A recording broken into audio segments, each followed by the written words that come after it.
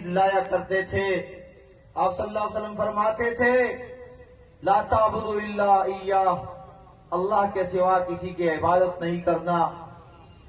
اور یہ میں کہہ سکتا ہوں، آپ صلی اللہ علیہ وسلم فرماتے تھے کہ میں آخری نبی ہوں، لا نبی بعدی، میرے بعد کوئی نبی نہیں آئے گا، میں قیامت تک نبی رہوں گا۔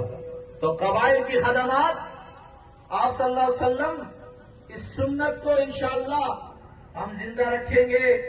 قبائل جو بھی ہے، وہ قبائل جو ریموٹ ایریا میں رہتے ہیں اور پاکستان کے سرحدات کے محافظ ہیں، انشاءاللہ سرحدات کے محافظ کے ساتھ، ان مقتدر قوتوں کے ساتھ قبائل کا کردار اس سے چھپا ہوا نہیں۔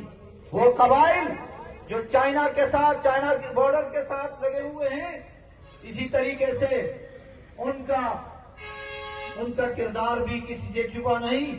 وہ قبائل جو ہمارے ہندوستان کے بارڈر کے ساتھ ہیں، انشاءاللہ ان قبائل کے خدمات کو ہم کبھی بھول نہیں سکتے۔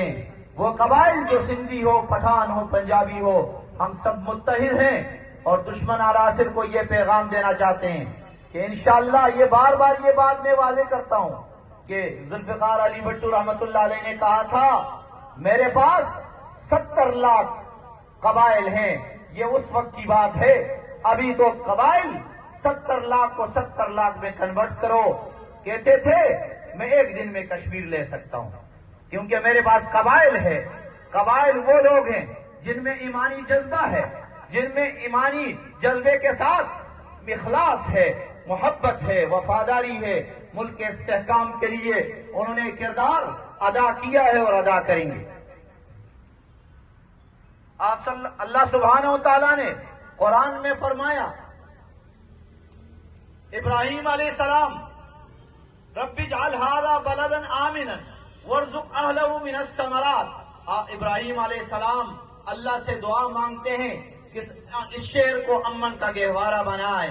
اس کے بعد نظام معیشت کی بات کر رہے ہیں، تو اس لیے ہمیں قبائل اگر امن کی بات کرتے ہیں تو ہمیں قبائل کو بنیادی حقوق ملنا چاہیے۔ قبائل پرامن ہے، ہم دہشت گردی کے خلاف ہے، ٹیررزم کے خلاف ہے۔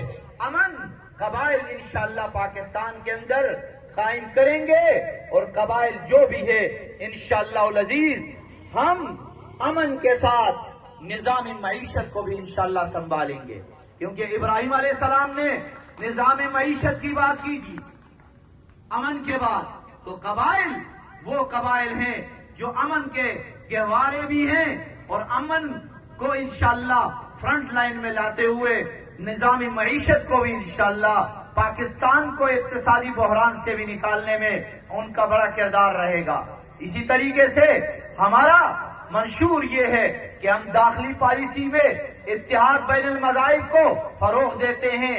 ہم ایک ہی پلیٹ فارم پر کھڑے ہیں کیونکہ ہمارے اس آئین کا حصہ ہے قرآن و سنت، اور قرآن و سنت ہمیں مساوات، عدل، انصاف، قانون کے تقاضوں کو پورا کرنا، یہ میرا اور آپ کا فرنٹ لائن ہے، اور اس کو انشاءاللہ العزیز ہمیشہ ملک کے اندر نافذ العمل دیکھیں گے۔